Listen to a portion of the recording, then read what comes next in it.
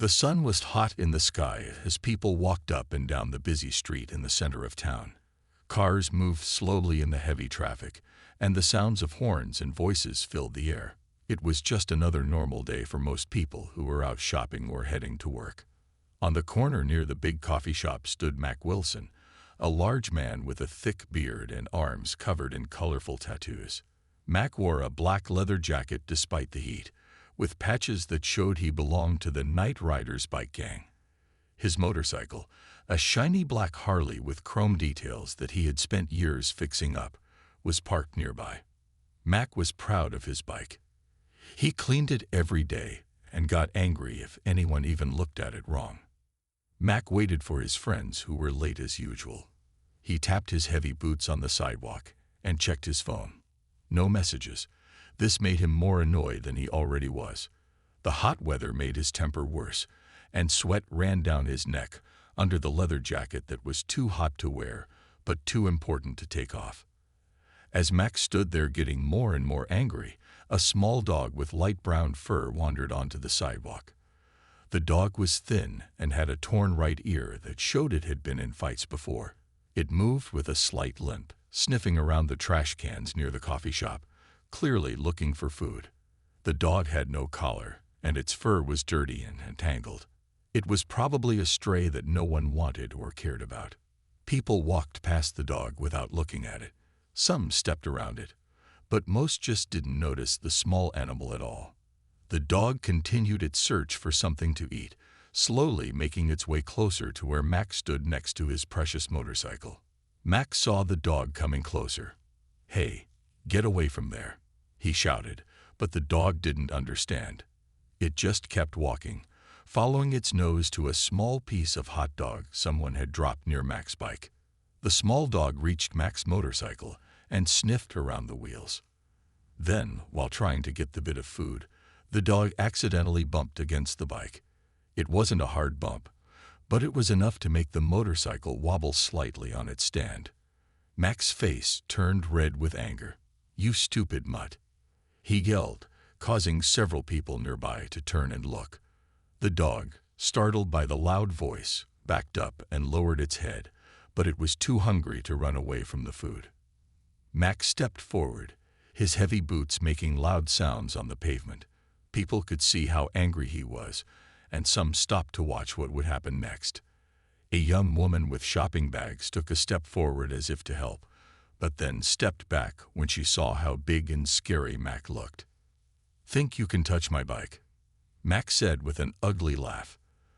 The dog, not understanding the danger, wagged its tail slightly, hoping for kindness. This seemed to make Mac even angrier. With another laugh that had no joy in it, he pulled back his boot and kicked out at the small animal. The dog yelped in pain as Mac's heavy boot connected with its side, sending the poor animal sliding across the dirty sidewalk. The sound was so sad that several people gasped.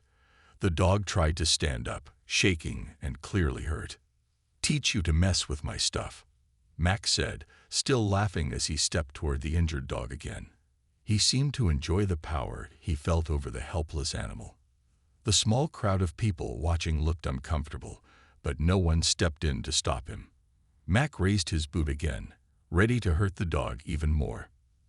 That's when the sound of screeching tires made everyone turn toward the street. A black Range Rover with dark windows had pulled up suddenly to the curb, stopping with such force that the tires made a loud noise on the road. Everyone on the street turned to look at the black Range Rover. The car was clean and shiny, clearly very expensive. For a moment, nothing happened. Then, the driver's door opened slowly. A man stepped out of the car. He moved with calm confidence. He was not very tall, but his body was strong and solid. He wore a simple black t-shirt that showed his muscular arms, dark jeans, and clean black boots. His head was shaved, and he had a short beard. People who watched movies knew right away who he was: Jason Statham, the famous action movie star. But it wasn't just that he was famous that made people stare. It was the look on his face. His eyes were fixed on Mac and the hurt dog. Those eyes were cold and angry, like a storm about to break. Jason closed his car door without looking and walked toward Mac. He did not hurry, but each step seemed full of purpose. People on the street moved back, making a path for him. Some took out their phones to record what was happening. Mac was still standing over the dog, his foot raised to kick it again. He hadn't noticed the car or the man walking toward him. He was too busy enjoying being cruel to the small animal that couldn't fight back. "I wouldn't do that if I were you," Jason said. His voice wasn't loud, but it was clear and strong. He had a British accent that made his words sound even more serious. Mac turned around, annoyed that someone was trying to stop his fun. When he saw who was speaking to him, his mouth fell open in surprise. His foot slowly lowered back to the ground. "What's it to you?" Mac tried to sound tough, but his voice shook a little. Even a tough biker knew who Jason Statham was. And not just from movies. Everyone knew stories about how Statham had been a real fighter before becoming an actor. Jason took a few more steps forward until he was standing right in front of Mac. He was shorter than the biker, but somehow he seemed bigger. His eyes never left Mac's face. "That's my dog," Jason said simply. The crowd that had gathered made quiet sounds of surprise. Mac's face changed from anger to fear in a second. He looked down at the small brown dog that was still lying on the sidewalk, shaking with pain and fear. "Your dog," Mac said. "I didn't. I mean, it doesn't have a collar or anything." Jason didn't answer right away. Instead, he knelt down beside the hurt animal. Gently, he ran his hand over the dog's head and down its back, checking for injuries. The dog, which had been so afraid of Mac, responded differently to Jason. Its tail gave a small wag, and it tried to lick his hand. "Not all things that are mine need to be marked as mine," Jason finally said, looking up at Mac. "But they are still mine, and I take care of what's mine."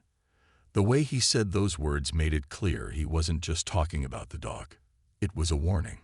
Mac took a small step back. "Look, man, I didn't know it was your dog. It was near my bike, and I thought it was just some stray." Jason stood up again, his movement smooth and controlled.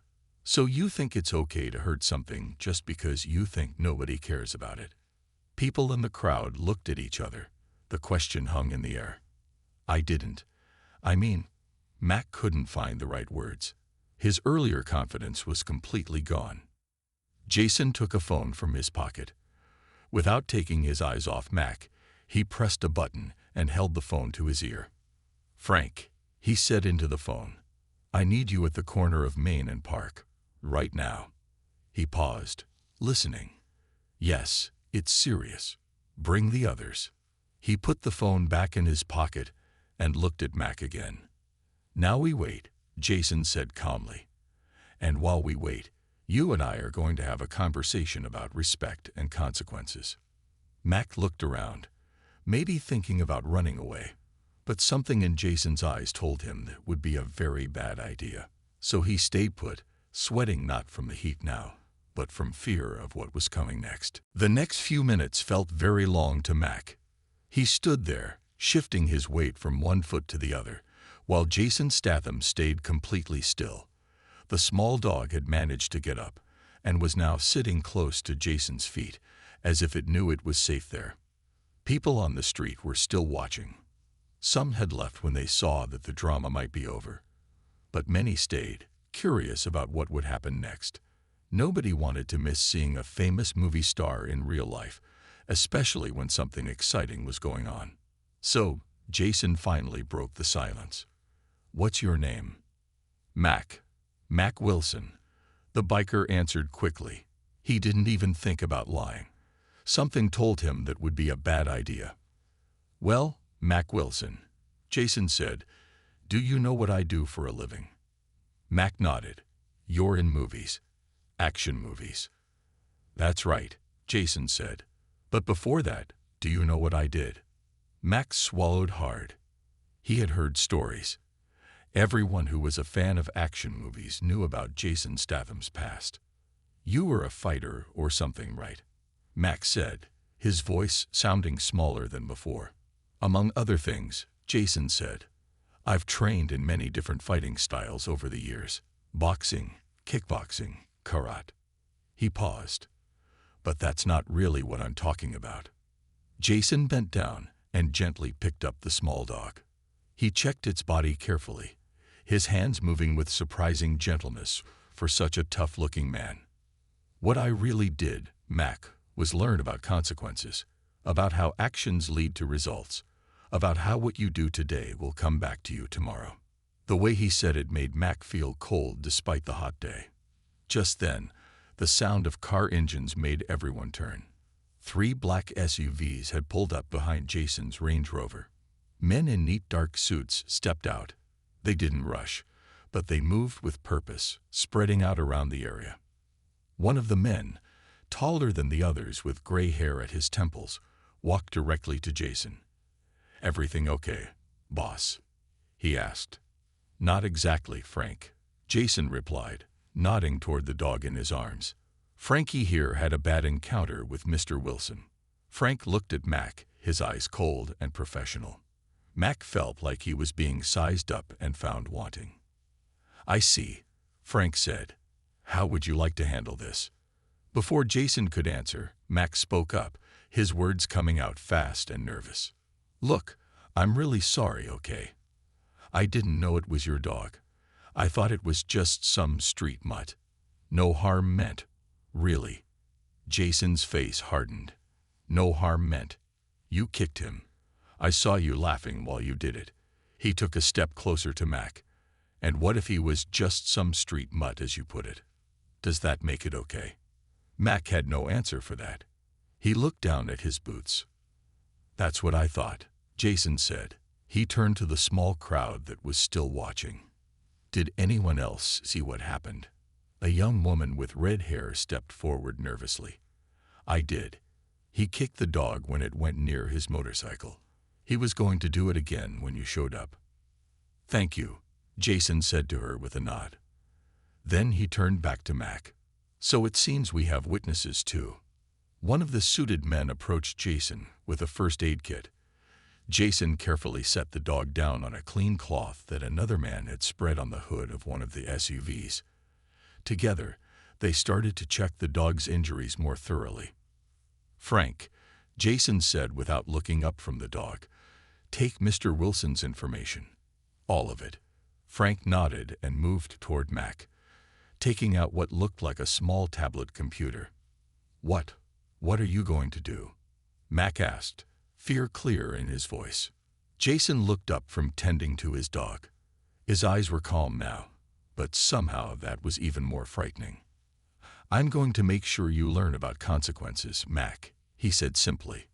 "Real, meaningful consequences." Frank took out a small tablet and started asking Mac questions. He wanted Mac's full name, address, phone number, and even his social media accounts. Mac answered each question, his voice shaking a little.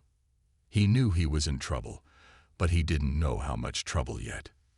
Meanwhile, Jason was still checking his dog. The small animal whimpered a bit when Jason touched its side where Mac had kicked it. "I think his ribs might be bruised," Jason said to one of his men. "We need to get him to Dr. Martinez right away." The man nodded and made a phone call. Jason gently wrapped the dog in a soft blanket that someone had brought from one of the SUVs. "His name is Frankie?" Mac asked, trying to break the tense silence. Jason looked up at him. "Yes, short for Franklin. I found him on a movie set in Los Angeles 2 years ago. Someone had left him there, abandoned like trash."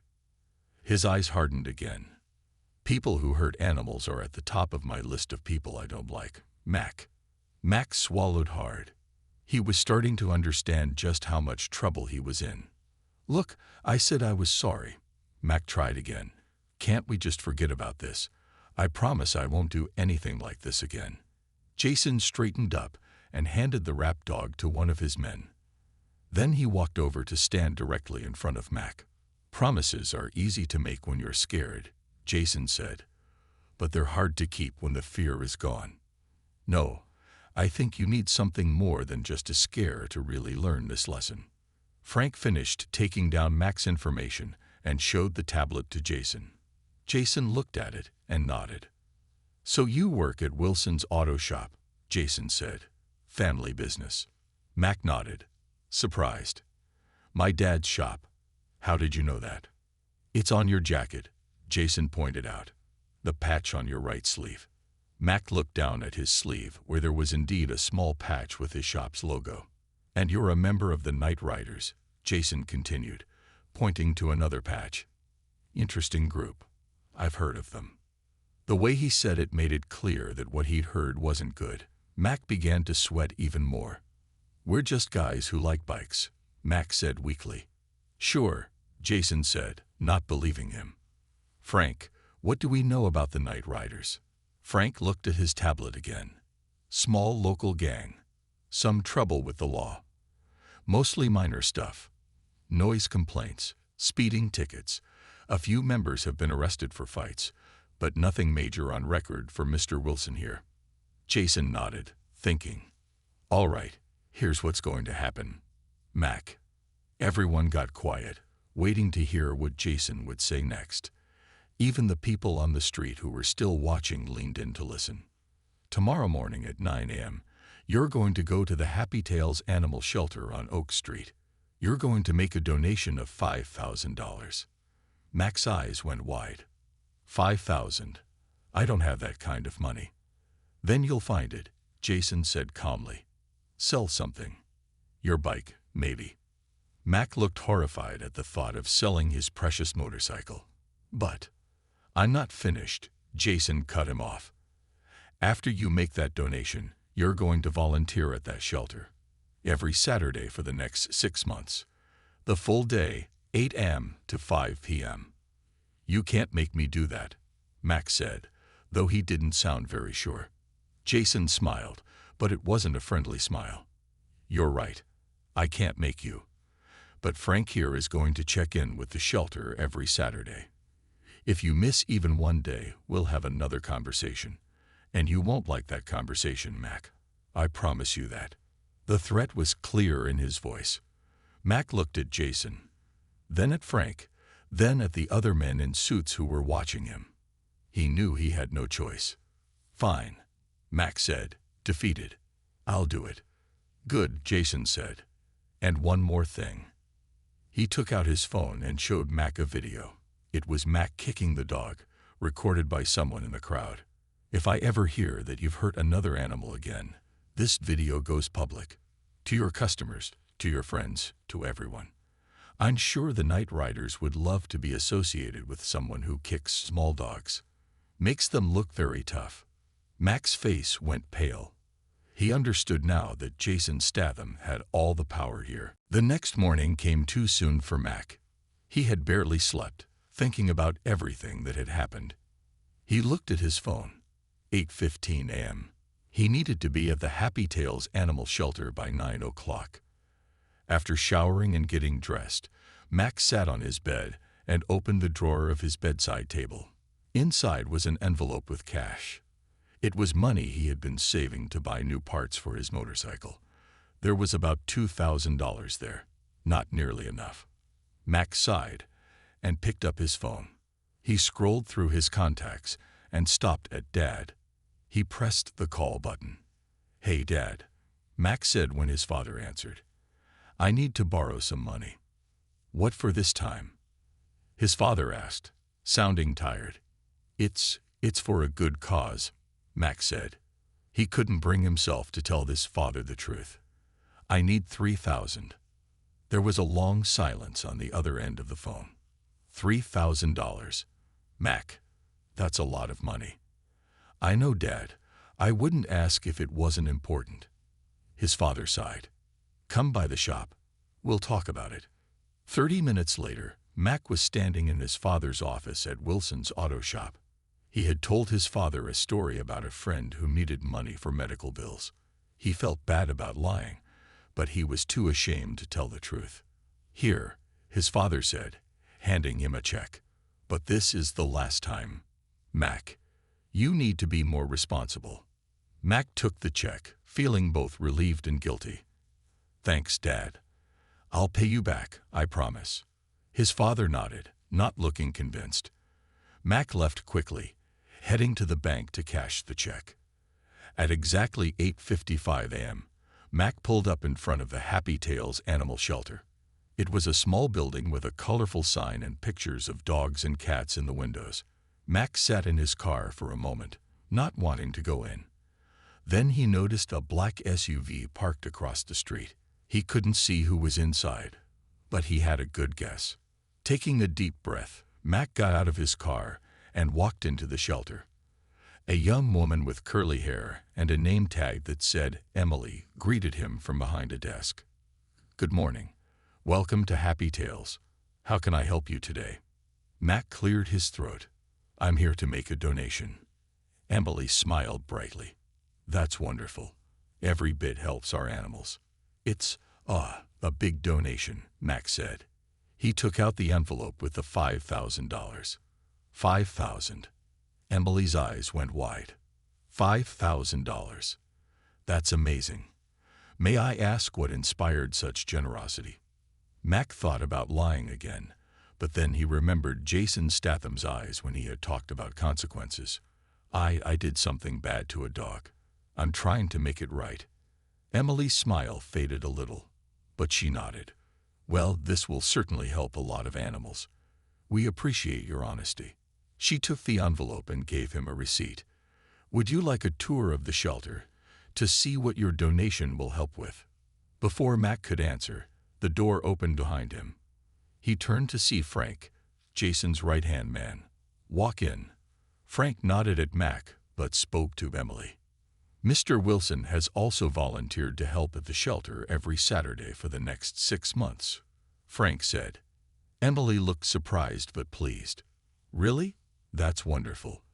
We always need volunteers, especially on weekends." "Yes," Frank continued. "He's very eager to help clean kennels, walk dogs, whatever needs doing." Mac forced a smile. "That's right." Emily clapped her hands together. "Perfect. Since you're here now, why don't I show you around? And you can start today. We have 20 dogs and 15 cats right now, and the kennels all need cleaning." Mac looked at Frank, who gave him a look that said there was no way out of this. "Sure," Mac said, trying to sound positive. "Let's do it." As Emily led Mac toward the back of the shelter, Frank stayed at the front desk. He took out his phone and sent a text message. "Donation made. Volunteer work starting now. We'll monitor weekly." A moment later, his phone buzzed with a reply. "Good. Keep me updated. J." Frank put his phone away and settled into a chair in the waiting area. He would stay for a while, just to make sure Mac got properly started on his new weekend job. The first day at the animal shelter was harder than Mac expected. Emily showed him how to clean the dog kennels, which meant picking up poop, scrubbing floors, and changing dirty blankets. The smell was strong, and the work was messy. By lunchtime, Mac's clothes were dirty and his hands were sore. "You're doing great for your first day," Emily said, handing him a bottle of water. "The dogs seem to like you." Mac didn't tell her that most of the dogs had been afraid of him at first. They could probably sense his discomfort. But as the morning went on, they had started to warm up to him. One small dog, a black and white mix with floppy ears, had even licked his hand when he filled its water bowl. "Thanks," Mac said, taking the water. He looked toward the front of the shelter. Frank was still there, watching. "Does he have to stay all day?" Emily glanced at Frank. "Your friend? I don't know. He said he wanted to make sure you were settling in okay." Mac didn't correct her about Frank being his friend. It was easier than explaining the truth. After lunch, Emily taught Mac how to walk the dogs. She showed him how to put on their leashes and how to hold them so they wouldn't pull too hard. "Remember, some of these dogs have had hard lives," Emily explained. "They've been hurt or abandoned. They need patience and kindness." Her words made Mac think about Frankie, Jason Statham's dog. Jason had said he found Frankie abandoned on a movie set. Mac wondered how the small dog was doing now, if its ribs were badly hurt from his kick. The thought made him feel ashamed again.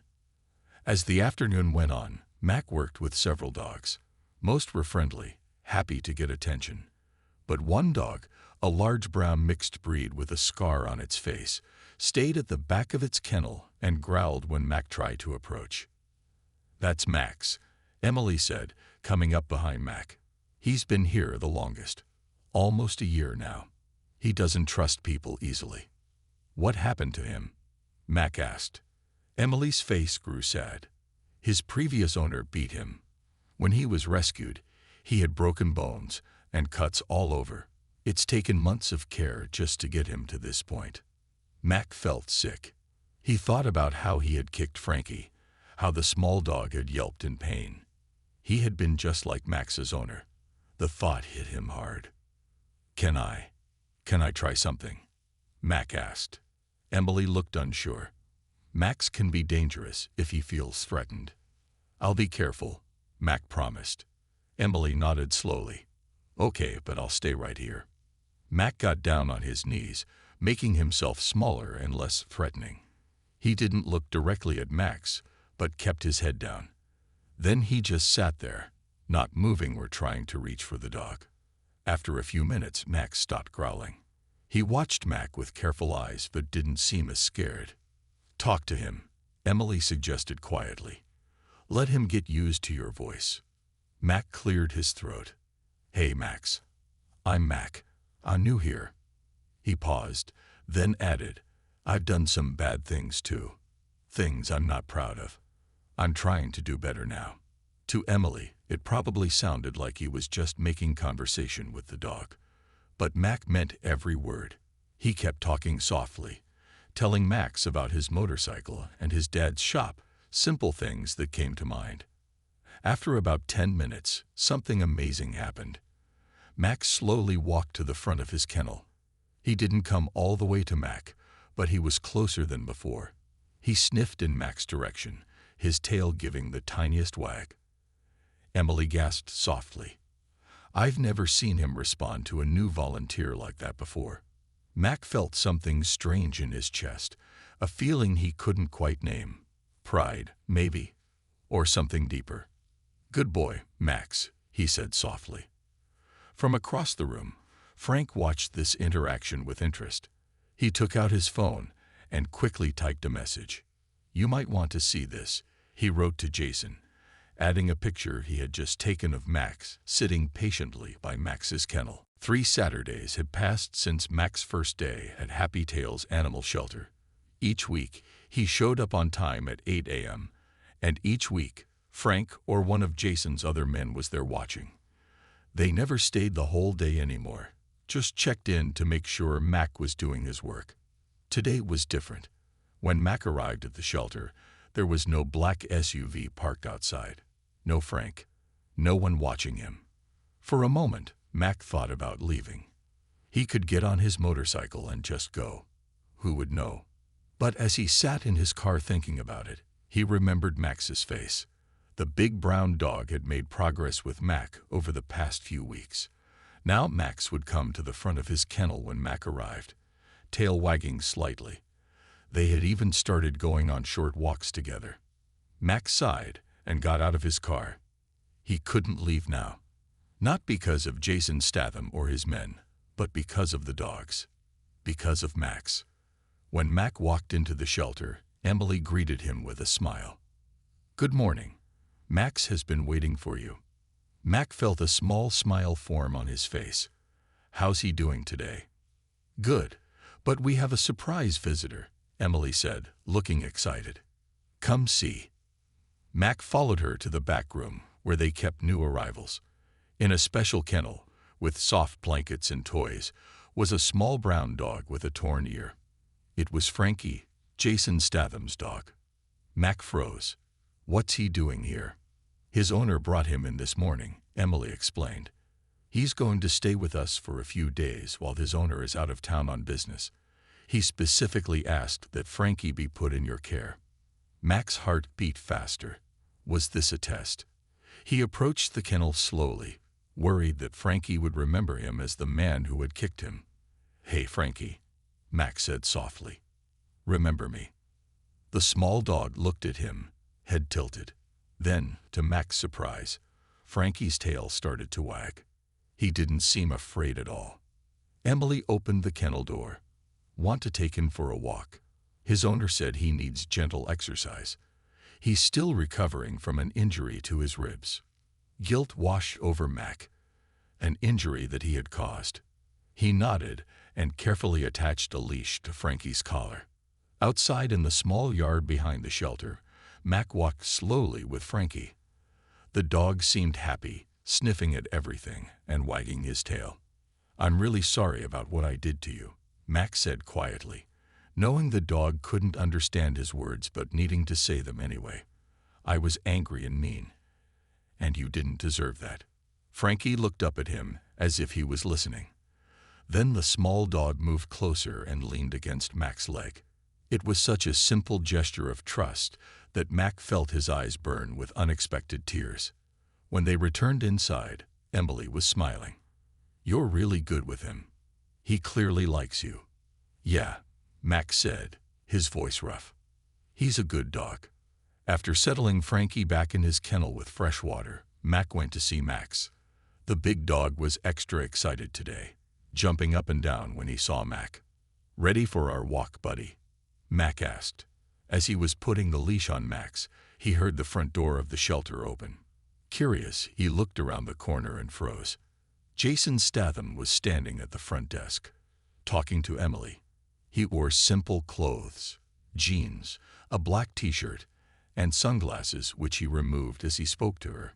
He looked just like any normal person, not the intimidating figure from that day on the street. Mac considered hiding, but it was too late. Jason had seen him. With a nod to Emily, Jason walked over to where Max stood with Max. "Mr. Wilson," Jason said with a small nod. "I see you've been keeping your word." Max swallowed hard. "Yes, sir. Every Saturday." Jason looked at Max, who was watching the newcomer carefully. "And who's this?" "This is Max," Max said, feeling strangely protective of the dog. He's had a rough life, but he's doing better now." Jason studied Max's face for a long moment. "I heard you've been spending extra time with him. Frank told me." Mac nodded, not sure what to say. Was Jason angry? It was hard to tell. "I came to check on Frankie," Jason finally said, "and to see how you were doing with your community service." Max stood nervously as Jason looked from him to Max and back again. The big dog seemed to sense Max's unease and moved closer to him, pressing against his leg. "I need to walk Max," Max said, trying to sound normal. "He gets anxious if he stays in his kennel too long." Jason nodded. "Mind if I join you?" This was the last thing Mac expected. Sure, if you want to." They walked outside to the shelter's fenced yard. Max stayed close to Mac, eyeing Jason with caution. For a few minutes, they walked in silence. Mac was too nervous to speak, and Jason seemed in no hurry to break the quiet. Finally, Jason spoke. "Frank tells me you've been coming early and staying late most days." Mac nodded. "Max needs extra time. He doesn't do well with most people. But he does well with you," Jason observed. It wasn't a question. "We understand each other, I guess," Max said, feeling awkward. He was abused by his previous owner, badly beaten. Jason's face hardened. Some people deserve more than community service for what they do to animals. Mac felt his face get hot with shame. "I know. I think about that a lot now. About what I did to your dog." They reached a bench at the far end of the yard. Jason sat down, and after a moment's hesitation, Mac joined him. Max settled at Mac's feet, still watching Jason carefully. "You know," Jason said, "when Frank first told me you were spending extra time with a dog named Max, I thought he was making it up. Part of some plan to get out of your punishment early." "It's not like that," Max said quickly. Jason held up a hand. "I know. That's why I came to see for myself." He looked at Max, who was now resting his head on Mac's boot. "He trusts you." "It took time," Mac admitted. "A lot of patience. Emily taught me how to work with him. Emily seems like a good person, Jason said. She had nothing but positive things to say about you when I spoke to her earlier. Mac was surprised. She did. Jason nodded, said you have a natural way with the difficult cases. The dogs other volunteers can't handle. For some reason, this made Mac feel proud. Not the fake pride he used to feel with his biker gang, but something real and warm. How's your motorcycle? Jason asked, changing the subject. Mac was surprised by the question. It's good. I mean, I had to sell some parts to help pay for the donation, but it still runs fine. You didn't sell the whole bike then? No, Mac admitted. My dad helped me with most of the money. He paused. I haven't told him why I needed it. I'm too ashamed. Jason studied him for a long moment. Shame can be useful if it leads to change. Mac thought about this. Was he changing? He didn't feel like the same person who had kicked a small dog and laughed about it. That person seemed like a stranger to him now. I want to ask you something, Jason said. And I want an honest answer. Mac nodded, feeling nervous again. If Frank and my other men stopped checking on you tomorrow, would you still come back next Saturday? And the Saturday after that, would you finish your 6 months? Mac didn't have to think about his answer. Yes, I would. Why? Jason pressed. If no one was making you do it, why would you come back? Mac looked down at Max, who had fallen asleep at his feet, trusting and peaceful. Because they need me. Max needs me. And he struggled to find the right words. I need this too. It makes me feel like I'm doing something good for once. Jason nodded slowly, as if Mac had passed some kind of test. Frankie's ribs are almost fully healed, he said. The vet says he'll be fine. Relief washed over Mac. I'm glad. I really am. I believe you, Jason said simply. They sat in silence for another minute, watching Mac sleep, and the other dogs play in the yard. For the first time since they had met, Mac didn't feel afraid of Jason Statham. Instead, he felt something like respect. I should check on Frankie, Jason finally said, standing up. I'm taking him home today. He's a good dog, Mac said. Smart too. Jason smiled slightly. Yes, he is. He started to walk away, then stopped and turned back. See you around, Mac. 6 months had passed since that day when Mac had kicked a small dog on the street. Today was his last official day of volunteer work at the Happy Tails Animal Shelter. As he parked his motorcycle outside, he felt strange. This place that had started as a punishment had become something he looked forward to each week. Emily greeted him with a smile when he walked in. The big day, huh? Your last Saturday. Mac nodded, but didn't smile back. Yeah, guess so. The dogs will miss you, Emily said, watching his face carefully, especially Max. At the mention of Max, Mac glanced toward the back of the shelter where the big brown dog lived. Over the past 6 months, Max had made amazing progress. He now went on long walks with Mac, played fetch in the yard, and even let other volunteers pet him sometimes. I'll miss them too, Mac admitted. Emily handed him a small box wrapped in blue paper. This is from all of us. A thank you gift. Surprised, Mac took the box. You didn't have to do that. Open it, Emily encouraged. Inside the box was a framed photo of Mac and Max, taken a few weeks ago when they were playing in the yard. Max was jumping up to catch a ball, and Mac was laughing, his face happier than he had ever seen it in any other picture of himself.